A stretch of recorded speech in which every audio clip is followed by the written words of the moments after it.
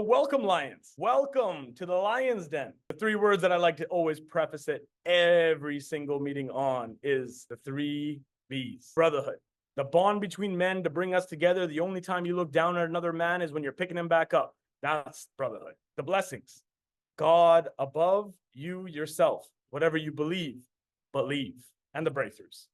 Maybe something I say tonight, maybe something another lion says tonight. But guess what? That breakthrough only comes when you want to unlock it. Today, I'm going to get emotional. Today, I'm going to give you guys some insights. Today, I'm going to really break down what it causes to be a man. And specifically, mental health has been an issue and a topic, a foreseeing, whatever label you want to put on it. But mental health for men is the focus of our topic tonight. Welcome to the Lions Den with Jay DeHaan. He does it Goliath big and Genghis Khan. He worked his whole life to get the things he want. He did it despite the things that may have come. Through the darkest night, short after came the sun.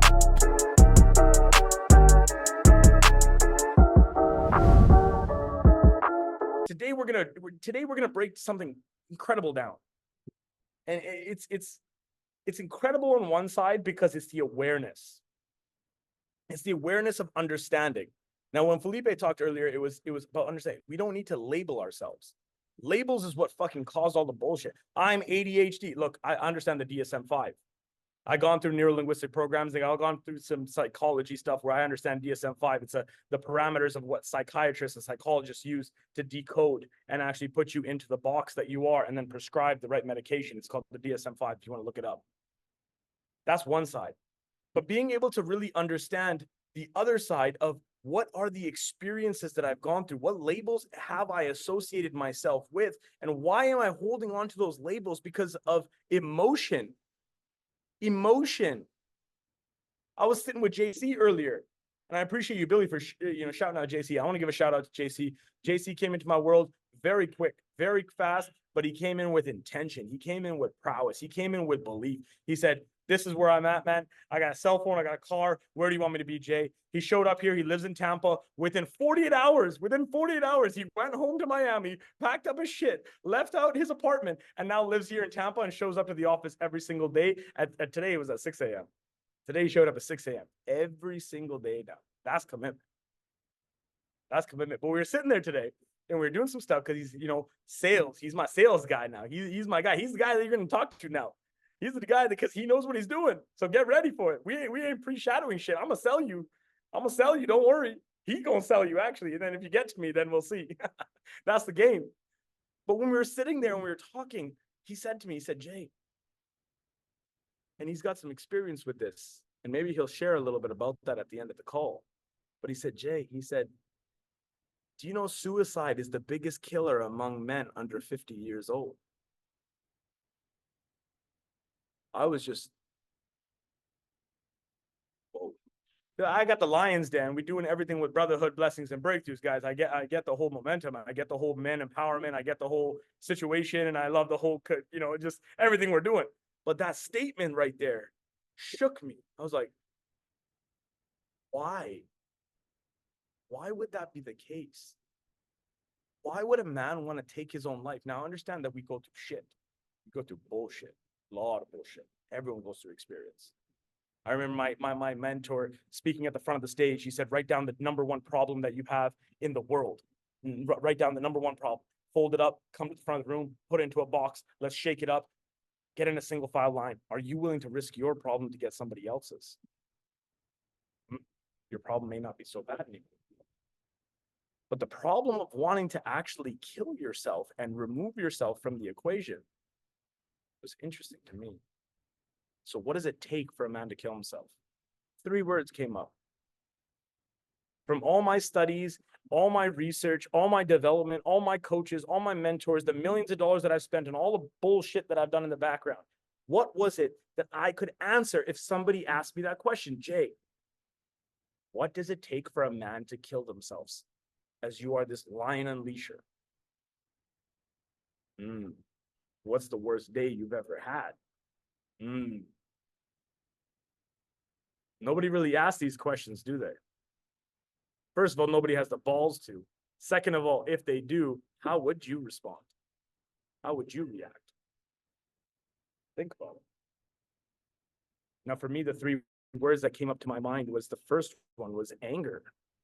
Anger was the first one. Going back to that, anger was my first emotion as a man that led me off the wrong path.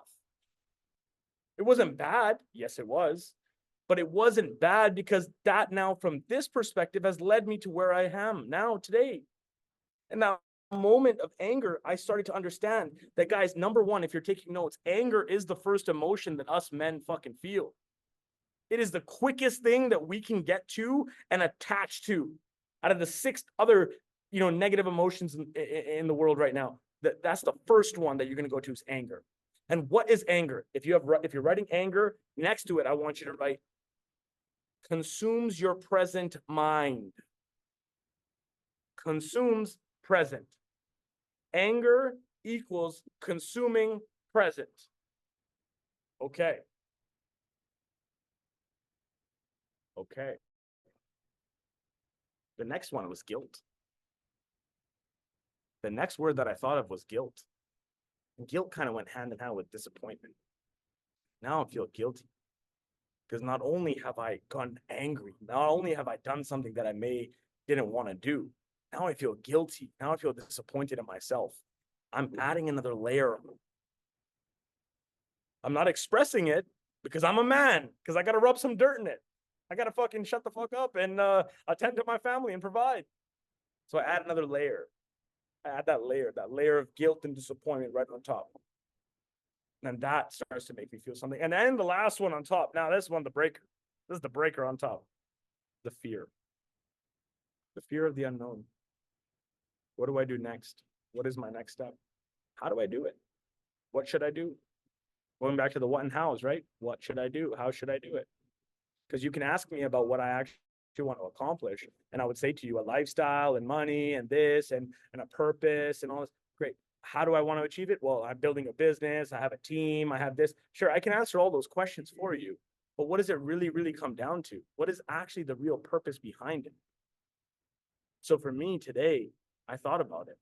I said, when anger came into my mind, guilt came into my mind, fear came into my mind, what was my worst day? What was my worst day? See, for me, it was August 19, 2010. August 19, 2010 was the most excruciating, mentally draining day I've ever experienced in my life. And that was many, many years ago. I was only just Gus's age, 17, 18. And in that day that I woke up and I understood that there was a home invasion happening and fake cops came into my house and tied my family up at gunpoint. At gunpoint. We were tied there with zip ties like this. And my dad was taken up because they were robbing our house. That was a moment. Interesting morning. Not your average morning, but an interesting morning indeed. From that point of them being able to go to the house, flourish, take the safe, take all the cash and all the money that they found, some jewelry, and take that out of the house and tie us in the basement, and me grabbing my grandpa's phone, pulling it out and saying, 911, and then cops coming and like dogs around my house, helicopters around my house, and they're safely taking our family one by one out to secure us next to the neighbor's house. What was I feeling? I was feeling fucking anger. That anger was like, I couldn't protect. Now I'm still a 17-year-old kid, but I couldn't protect my family. So anger was driving me inside out. Anger. Who are they? Where are they? And at that time, I thought I was a little cocky little shit. So don't get me wrong. I was doing some fun things. I had some money and some cars and some clothes, and I was dealing with stuff. But it was that anger. It was that cockiness. It was that ego that broke me in that moment. Now, what did that ego do? The home invasion led me to the protection that led me to. I'm going to leave that same day. August 19, 2010, still the same day. Home invasion happens, I leave. My mom's like, why would you leave? No, where are you going? I was like, I'm going to go meet up a friend. What do you mean you're going to go meet up a friend? Our family just experienced this traumatic event. Like, where are you going? I'm 17 years old. I don't care. I'm going to go do whatever the hell I want. So I move. So I go. Boy picks me up. We're chilling. Then what happens? The guilt kicks in. The guilt, the disappointment kicks in. I think to myself, I'm like, I should have protected them. How can I be more of a man? How can I, because like my job is to be, like I'm the only son. My dad has given me everything. Like I fucked up. Fucked up. I was the one that opened the door. They showed me the warrant to the house. They showed, oh, we have a warrant. We have blah, blah, blah. And they're doing all this jargon, blah, blah. I was the one who unlocked that door. And they pulled in and they pulled out the gun. And then boom, my mom started speaking in Punjabi and she started screaming in our language. She started saying, they're not cops. They're not cops. They're not cops. It was my fault. So the disappointment led down to me now. The anger was the first part that I held on to myself. But the second part was the disappointment because it was, if I didn't open the door, then maybe they wouldn't have came in. Maybe they wouldn't have came in. But if I didn't open the door, maybe they would have done something worse. You see, we started getting into these maybes. That's going to be the third phase that we go through. Because in that moment, I was then chilling out with my friend and we were driving out and he had just picked me up and my mom was already like screaming at me. She's like, Jay, why are you leaving? Why are you leaving? I said, you know what? I'm going to go chill with my friend. I need to clear my mind is what I said. I clear my mind.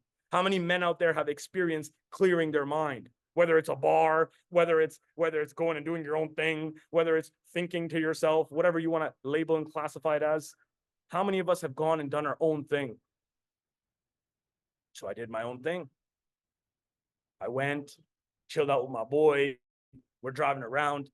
A rival gang at that time, because I've been through some crazy shit back in Calgary, Alberta, Northeast time. It was like little mini India. So we thought we were just like little crazy gurus and running around with swords and bats and fighting each other. And ended up seeing one of our rival guys on the road.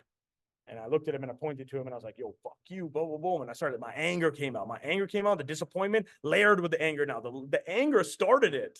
The anger, I was already conditioned to the anger. The guilt and the freaking disappointment now it's just like, now it's amplifying. I'm like, yo, fuck you, buddy, fuck you. Let's go to Prairie Winds Park, our classic place. We go, we fight one-on-one. 5 of them, 2 of us, we go, me and him just one-on-one. Boom. We beat the fuck out of each other. My face completely, I don't care who won, I don't care who lost, it doesn't matter. Both of us were fucked. All to what? What was the purpose? Continued now that day. Cops come, everyone says, yo, my boy calls me, like, yo, cops are coming, bro, let's go. Helicopters are already starting to circle. Like, well, we get into the car, we drive away. Now, I'm in that situation of now, the anger is there. The disappointment was, of course, there, but now I also made an action. I made an action to mess up. I made an action to do something that I shouldn't have done. And now not only is my face fucked up, my consequence of my face looking in the mirror, but it was also about the fact of, what are my parents going to think when I come home? We just had a home invasion happen in the morning. And now I'm going to come back with my face smashed up. So I said, you guys, drop me home. I got to go home. Like, this is too much already. Like, there's already enough that's already happened today. So I got to go. I got to move. I got to forward. See, fear started creeping in. Fear was like, I don't know what I'm going to do. I don't know what's going to happen. And at that time, unfortunately, because of the situations that I was involved in, I had a couple conditions. I had charges on me for a gang war that we were involved in. I'm telling you, Lion's real, guys. This is shit that I don't even expose online because this is the real shit that I want you to understand on the experiences that you've gone through that have shaped you to become the man that you are today and the ownership that you need to take to fucking be the lion that needs to roar. So when I was there in that moment and all of a sudden I'm feeling like, holy shit. I'm coming back. I got to go home. You see, that guilt was for the past. It was consuming the past. That guilt was allowing me to think about the past and going like, shit, man, I fucked up. I shouldn't have gone out. I shouldn't have got beaten. I shouldn't have fought him. What are my parents going to think? Disappointment, guilt, disappointment, guilt, disappointment, guilt. It's like on repetition and routine. It's hitting my head like crazy. And then the blue and red lights go on. And at the time, I had some charges, like I said, and I had some conditions. Couldn't be out past 7 o'clock, couldn't be around certain people, couldn't be in a car without the registered owner present. They put some conditions on me because they knew what I was doing in the city. They knew as a young buck I was doing some crazy shit. So they put some conditions on me. I get pulled over. They asked me my ID. Is your name Jeevanjit Singh Dahan? Is your birthday March 26, 1993? I said yes. How many times have I said yes to that? It's scary, guys. Got out of the car, you're under arrest. I tell them at that point, I say, listen, just wait. I said, just the home invasion that happened literally this morning was my house. It was my parents that were tied up at gunpoint. That happened to me. It happened to my family. He said, are you sure? I said, absolutely. Here's the address. Constables came in. More police started showing up. I'm sitting there. I'm like, it was me. They're like, call your parents. Call my parents. My parents roll up. And I see, when you're in that moment, the only thing that you can really think is like, I've been caught now, right? Like when when you've been caught red-handed, and maybe when we were young little boys, it was about grabbing the cookie out of the jar, whatever expression I can use.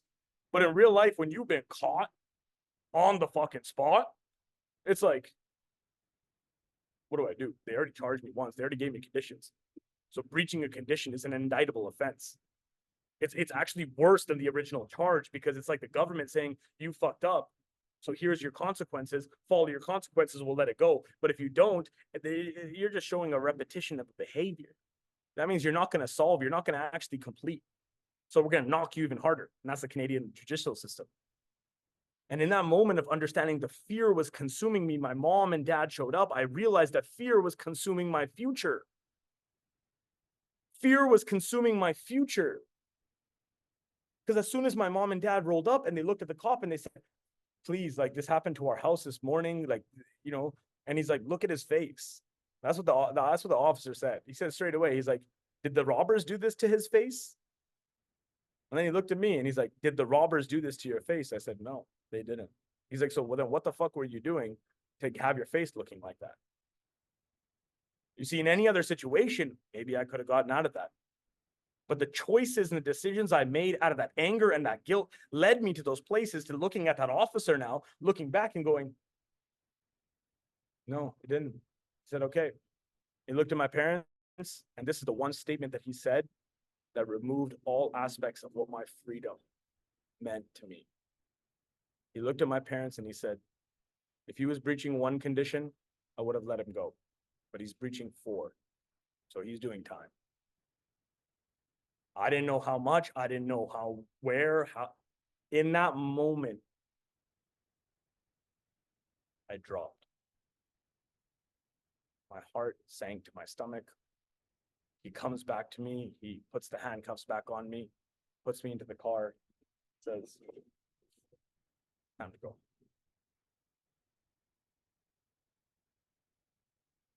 In that ride, I understood that it wasn't just about the anger. It wasn't about the guilt. It wasn't about the fear anymore. It was about the actions that I had made that day. One day, August 19, 2010. One day, though, that shaped not only my life, not only my momentum, because after that, it wasn't as just simple as just like, oh, I'm going to get into personal development and become successful. I wish it was that easy. Like all they teach online, hey, just do this. It was actually the momentum of understanding, why is it that I want to share my story? Why is it that I can actually impact? You see, my stories are getting more strategic. For the gentlemen and the lions that have been in the room for months and months now, that have been inside the lion's den, you're starting to see, because I'm doing work on myself. I'm doing work in order to be able to explain and to express myself and my hardships and my stories and the bullshit that's made me the man I am today. And that's why I'm here to inspire y'all. That's why I show up here every single day, because us men, we are fucking stacking. Every single fucking day we are stacking. We're putting anger, then we're putting guilt, then we're putting fear, then we're stacking all this fucking bullshit. And this bullshit ain't serving us. And then the whole world now is conspiring against us. They're saying, hey, by the way, men, fuck men, fuck men. No, we don't need men. Men are aggressive. Men are abusive. Men don't understand. It's like, that don't make sense to me, because men are the one that created this whole world. We were the leaders. We were the founders. We were the hunters. Yeah, maybe in modern time, that's why we brought back the lion's den, so that we need to roar, because we don't need to kill anymore. Fair enough. Let the women go and empower themselves. Let them go kill, because the animal kingdom actually says that. But you better be a lion that fucking roars. You better be a lion to attract that queen lioness that wants to have a family with you, that wants to be in a relationship with you, that wants to prosper and build a business and an empire with you. You have to be that man. That fear of what if.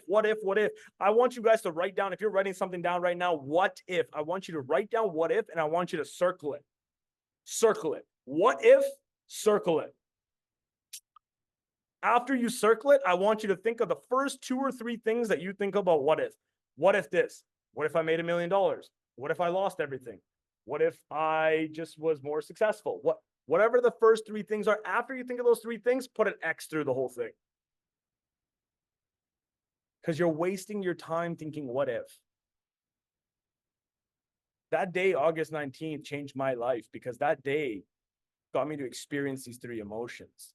But sitting in that jail cell at the end of the night for 18 and a half hours before they transported me like a fucking animal, like an animal. I was only wearing, today I said it on one of my calls with my coaches, I said I felt homeless. I've never used that terminology in my life before, because I'm Jay. Like I've never had the opportunity or the unfortunate lifestyle to ever be homeless. I've had such a great family that's been able to provide and give me the resources to be here. But today, when I'm going back into my own story, I understood that I was homeless. I was sitting there with just a pair of shorts on, a t-shirt barely, and I was wearing slippers that they made me take off. They made me put the shoe covers on. I had a little peanut butter and jelly sandwich that I'm allergic to peanuts that I used as a pillow, and I drank the juice. For 18 and a half hours, I sat in that cell on a wooden bench thinking to myself, what the fuck? How? My parents did everything from India to immigrate here to give me a lifestyle in Canada. And now this is where I ended up at 17 years old. How? Every decision we make makes a difference, gentlemen. Every thought that we have leads to an emotion. That emotion leads to a decision. It's just a matter of the pattern that you now take. You need to understand the decisions that you are making every single day is why you're even here in the Lion's Den. Why you're choosing to spend an hour here every single week. This is the momentum. This is why we plug in. The Lion's Den is what we're doing. We're growing the fastest growing men's only mastermind. There's things that are on the back end that I can't even share with you guys right now, because it takes time to manifest. It's not just going out there. I'm okay to take time. Most people want everything right away. Don't worry about right away. Worry about the next 2, 3, 5 years. I tell my young guys, I tell Gus is 18. You're like, think about it. If I was 18-year-old and I was Gus, imagine the life I would be living right now based on the story that I just shared with you at 17. I'd be like, I'm going to take over the world. But every single day that I see him grow and be stronger and be consistent and be a man and own his emotions and express it, that's the realness. That's bigger than the businesses, guys. That's bigger than even making the money. That stuff will come. Brotherhood between men. Brotherhood between men is the only time you look down at a man is when you're picking him back up.